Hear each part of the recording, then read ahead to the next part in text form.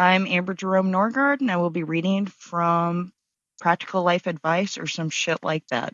This book is presented in small vignettes rather than in volume. Whether you want a quick and humorous read or advice that can be used as daily lessons, the author affords you an opportunity to look at yourself from various perspectives.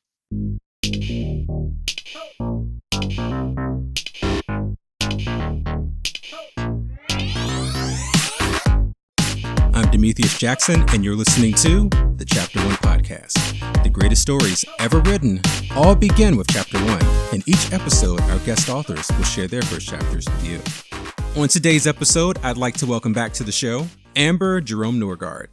Not only will she be reading from her new book, but she'll also be discussing her upcoming event entitled IndieVengeance Day, which is an event she's done for a number of years now, and it keeps growing and growing and getting better and better. So really excited to discuss that. All that and more coming up, and it starts right now.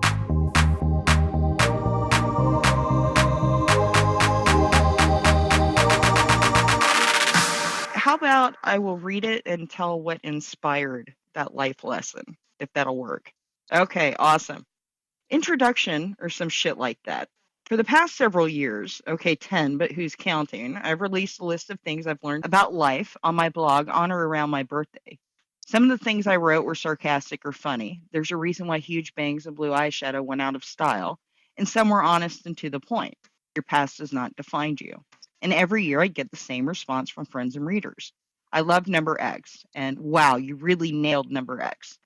Over the past 5 years, since I first became published and gained website readers that weren't personal friends or family members, another comment has been coming in. Put these in a book.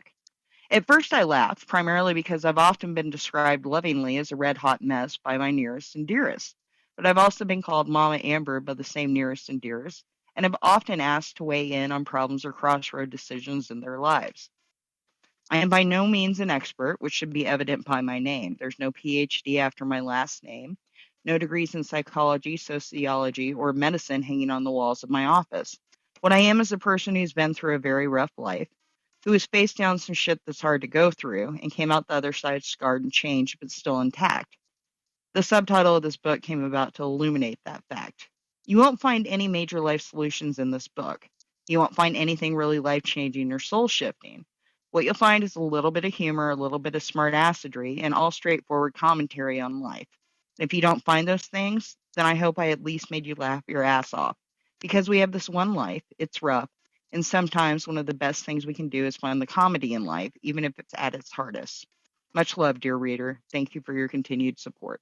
Okay, so one of the pieces of advice that hit me very, very hard is basically, it's one that I think is applicable to pretty much everybody. Quit counting calories. Quit wondering how many extra minutes you'll have to run on the treadmill if you get the chocolate souffle. Eat the fucking souffle and enjoy every last bite without trading the experience in later for some stupid ideal about perfect bodies. As somebody who has struggled with their weight, both related to, having children, being, hugely pregnant and trying to get that pre-baby body back, we're often inundated with these images of what's beautiful, but it's just this one size fits all philosophy that doesn't fit one size. We're individuals. Some of us are big bones. Some of us are tall. Some of us are short. I'm very, very short. And we buy into this ideal that unless you are one type of beauty, you're not beautiful. And it's hard to be a victim of that ideal. And I say victim because we're beating the crap out of ourselves.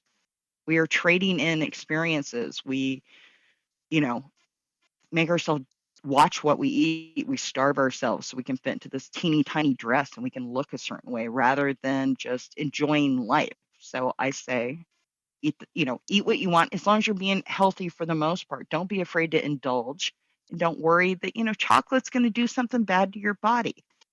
It's one of the best things in life you can do is eat chocolate. Okay, so another piece of advice. You are not responsible for other people's actions. You are, however, very responsible for your own reactions. Basically, if somebody's going to get in your face over something, they're yelling, they're being hateful, you can't control that. You can totally control how you respond to somebody. Another piece of advice. Avoid people who use the phrase, "we're going to do Europe this summer." These people are idiots. You don't do a continent you visited as much. This is me being a smartass, okay?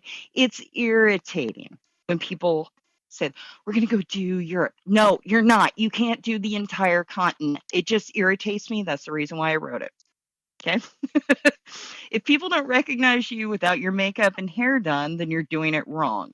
And if the only non-Photoshop photos of you online are those other people post, you might want to rethink your priorities and what it is you're trying to hide from the world. I once saw this meme, and this partly inspired this, where it said, if we meet in person and you look nothing like your photos, you're buying me alcohol until you do. One thing, if you ever happen to look at my Instagram feed, you'll see I will post, selfies or photos where I'm either really made up or I've got absolutely no makeup on and I look exhausted. Well, because I am. I don't ever actually use filters. Now, when I have my author photos taken, is there a little bit of work done to, kind of remove glare from the sun or the flash? Yeah. But I can guarantee you my photographer is not in there enlarging my boobs. He's not making my waist smaller. In fact, you can actually look at some photos and see where I'm not physically perfect. And I've met so many people that they look completely different from their photos. I don't get why people do that. We are who we are. Embrace it. Love yourself as you are. And if you're not happy with how you look, if you're trying to hide something from the world, then change it. But do it in a positive way. Okay? Don't start fights, finish them. Being a non-asshole does not equate with being a doormat. This is basically for, anytime somebody says something snippy, because they're being snippy, you don't have to be snippy in return, but still, walk away with your head held high. But that doesn't also mean just let somebody walk all over you. And that is actually a piece of advice my dad gave me throughout the years. You don't start the fights, you finish them. And this is the final one. Don't ever insult anyone outside a gun range. This is beyond idiotic. Now, this was actually inspired by a real life event in my life. I decided to get my concealed handgun license. Why? My father left me a gun when he passed. And I asked the estate lawyer, what is the best way, to legally be responsible for this gun, other than the obvious, get a gun safe, all that good stuff.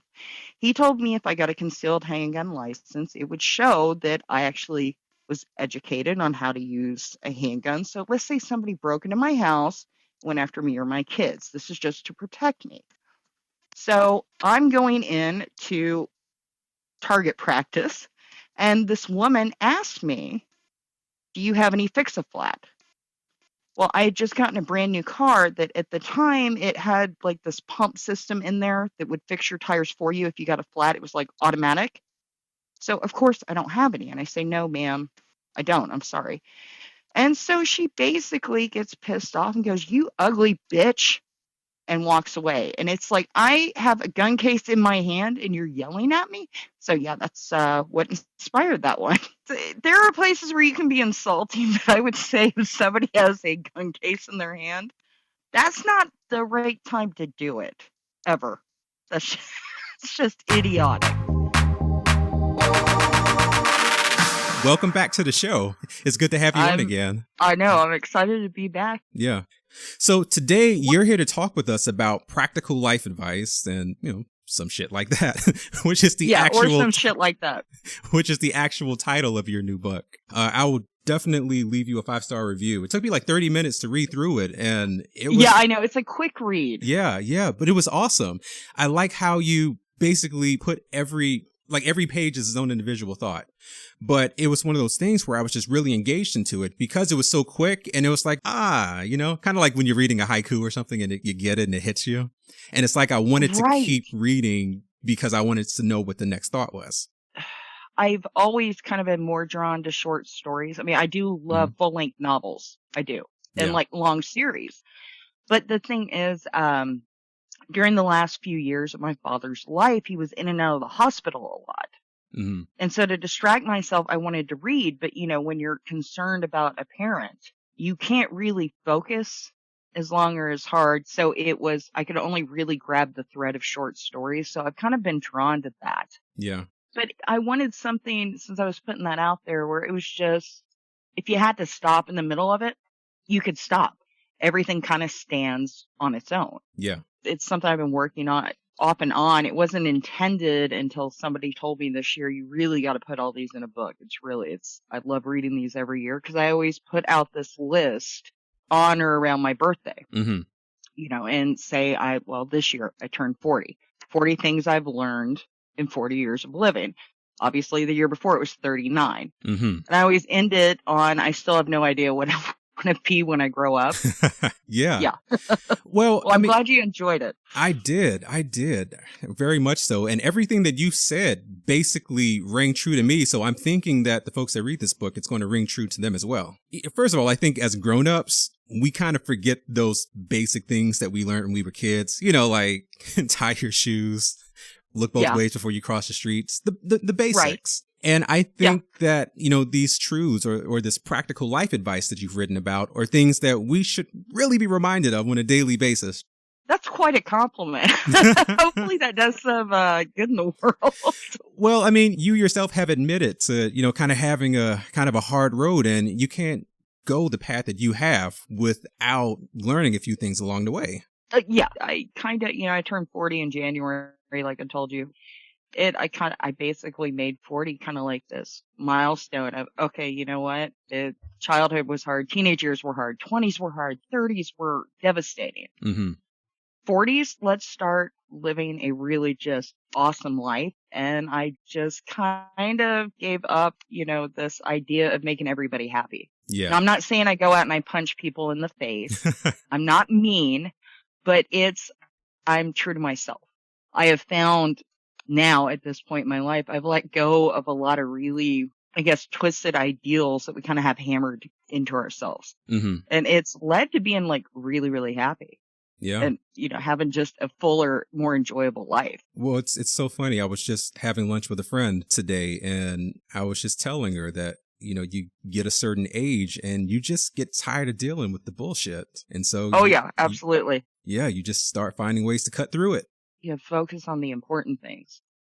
So how did you determine which advice would go into this book? I would say probably in 2012, when I first got published, I got readers that weren't, family or good friends. And people would email me or they would comment on the blogs. Okay, I really loved this one. This one was really funny. So the ones where, they got the most attention, those were the ones that I made sure absolutely had to be in there. But it was also things where I've learned from them more than anything else. One is, you're the only person responsible for your happiness. Other people can bring you happy, but they should not be the source of your happiness. For too many years in my life, I relied on other people. When I finally realized, you know what? No, I'm responsible for my happiness. And if somebody's bringing negative into my life, it's my responsibility to tell them it's not okay anymore. So I have to take responsibility for my own actions and my own happiness and get rid of the negative things. Yeah. I mean, imagine how many people are nodding their heads right now listening to this because they're dealing with the same thing. Every time you're at this one stoplight, if you get rear-ended, stop going through that intersection. Yeah. Pick another one. Definitely. Or somebody's always mean to you. Don't talk to them anymore. It's funny. I tell people that all the time, that if you're driving down the road of life and you hit a brick wall, that's life trying to tell you to go in a different direction. Exactly. So I would imagine that through the process of writing this book, you probably had to relive a lot of your own personal experiences from your life. Very much so. Were there any new things that you learned about yourself during the writing process? It kind of made me reflect on certain things and kind of just reaffirm, this need I had to, let's start living a more positive, happy life. Let's start doing it in a way that's going to be healing, that's going to be beneficial. So this is something that I always ask, but I mean, I guess it rings true definitely for your book. What do you want people to gain from this practical life advice? If it doesn't do anything to, I guess, make their life more positive or make them maybe rethink certain things or see things in a new way, at the very least, I hope it makes them laugh. Or maybe it just distracts them from work or, responsibilities or just stress in life. Okay. Okay. So what else have you been up to last we spoke? Let's see, turned 40, took a couple of really awesome trips. I have been working on a new series that is, it's about male escorts. Okay. I've had a friend that I've known since I was 20, and that's basically what he did for a living. He's now retired, but he did it for about 25 years. Wow. And, I was very naive when I met him. I mean, I had lived a very, very, very sheltered, very, very Catholic life up until that point. And so, when he told me, well, I'm a male escort, I was like, oh, so you're a prostitute. And he just kind of burst out laughing. He's like, no, sex is the smallest part of what I do. And, he, of course, over 20 years of friendship, he's told me some sometimes really sad, sometimes really, mind blowing, and sometimes really amazing stories about these clients he's had. And so I actually, went through the process of hiring a few of these gentlemen, not to date, but to actually interview and ask them about what they do. But it was very eye-opening, and it was very touching to hear them speak. And I'm writing this story, trying to tell the story of these men who they try to be there for women who have no, dating skills, or they've kind of been ignored, or they're just trying to get over somebody. They're trying to move on, or they just need somebody to go with them to keep other guys away. They don't want to be hit on. And they are probably the sweetest men I have ever met in my life. They're very thoughtful. They're very considerate. Anybody who hires in that industry, they are hiring for the experience of having somebody focus on them. You're paying to actually be the most beautiful woman in the world. Hopefully, I'm hoping it's going to be like a 6-book series. Yeah. It also sounds like you're writing from a perspective where you're humanizing these people as opposed to... They are human. Yeah, but people have the notions in their heads that this is terrible and how dare them, and you're trying to write it from a different perspective. Hopefully it'll be well received. Well, hopefully. Or I might be the next series of books that gets burned in America. Who knows? That'd be kind of cool. Well, I think that's an excellent story, and I'm looking forward to reading that and even talking with you about it on this show once you have it out. Oh, that would be awesome. Yeah, I'm hoping by December I'll have the first one out. I mean, it's 2 of them have been completed. They're in various stages of editing. Yeah, I'm trying to make them real. Yeah. Yeah. Well, that sounds incredible. What else? Oh, how could I forget? IndieVengeance is coming up. Yes, IndieVengeance Day, the reason why I harassed you into giving me this interview to begin with. No, you did not harass me. I think it's a great event. Oh, consider yourself lucky. Yeah. IndieVengeance. Okay. Where did that name come from? What does that name mean? We were just... Essentially, this is how IndieVengeance Day was birthed. I want to say it was 4 other authors, because, we had a couple in Australia, Pacific Northwest, California, I think New York, something like that. I'm in Texas, obviously. We decided, okay, let's meet in person. Let's meet in Hawaii, because, that's kind of the halfway point, or close for everybody. And it didn't work out. So, one of the Australia authors mentioned that, she had to actually be in Hawaii that fall. So, she was going to go ahead and hop over to Dallas. So a couple of our other indie author friends said, well, if you're going to be in Dallas, I'm going to come down there. So we're like, well, let's do a book signing. And it went from 4 of us to 17, which was logistically a nightmare. We had 3 from Australia, 1 from Canada, and the rest all over the United States. And it was just, it was exhausting. Yeah. But we pulled it off. That was the important thing. And our marketing slogan that year was take that distance, because we were all so far away from each other. So as indies, we're getting vengeance on the distance that are keeping us from our friends. I can't imagine not doing this every year. And I'm so grateful I get to do it.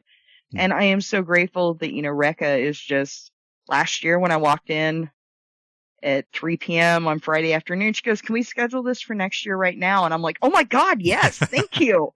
Yeah. I would love that. Let's do that. So yeah, that's how we got the name and the event began. Right on. So this is something you guys do annually. Yes, this is year number 5. It's at Half Price Books in Frisco. Rekha there is incredible. She is so supportive of Absolutely. especially local indie authors. Shout out to her. Definitely. Oh yeah, Rekha, we love you. So yeah, I'm excited to be back there. I feel a great deal of loyalty and love for that store. Yeah. And it's also really exciting when you have authors who come back that have done it since the start and every single year. Yeah. And we also have a couple of new authors this year, so I'm excited to have them participate in it. Oh, right on. So right it's one of them is my very good friend, Terry Malick, and she actually came out the last 2 years, so year 3 and 4. She was somebody who just basically was there and helped us out. So it's exciting because the whole time I've known her, I think 4 years at this point, she's talked about putting out this book. And so she finally released it this year, and I was her publisher. And we had this big thing, up at her Reiki Center in Denison to release her books. So it was very exciting to see her finally achieve this goal. And now she's going to be a part of this event that she's helped out at. I'm very, very excited for her that she gets to finally, upgrade to author, so to speak. So. Yeah, you got a great collection of authors that come out. I've actually had the honor of interviewing quite a few of them. So is IndieVengeance open to all authors, or is there like an application process? How does that work if an author wants to participate or be involved in some way? Everybody asks me that, but they always ask me that like about this time every year when we've already started hitting the media with it. Anybody who wants to actually participate is a new author. They need to contact my publishing house around February at the latest March, because there is somewhat of a space limitation. And it's also, you have to be independently published. Now, an author-assisted publishing house, like the one that I run, that's acceptable. But if, say your books are only with traditional publishing houses, well, I love you, but I'm sorry. No, this is an indie author event. So when is IndieVengeance Day? It is Friday, September 15th from 4 to 6 p.m. and Saturday, September 16th, noon to 4 p.m. So we'll be there. We'll be signing books. I, of course, will be there answering any questions you have about the independent author arena, how to get into publishing, referring you to really good reads that are in there. And I'm pretty sure last year James Piercy had this dice rolling game he got people to do. And I think it was if you landed on 42, you got a free copy of one of his books. Right on. So, but we're also going to run other events and promos like that. So come down, hang out. And if you really want to be nice, go by Hertz Donuts and get me a Homer Simpson. I would really appreciate it. So where can folks find more information about you and IndieVengeance Day online? Well, you can either go to amberjeromenorrgard.com. If you want information on being an indie author, how to get published, how to get going, it's the numbers 629publications.com. And then our website address for the event is IndieVengeanceDayEvent.com. Well, once again, thank you for joining me today. It was great talking to you once again. Thank you so much for having me.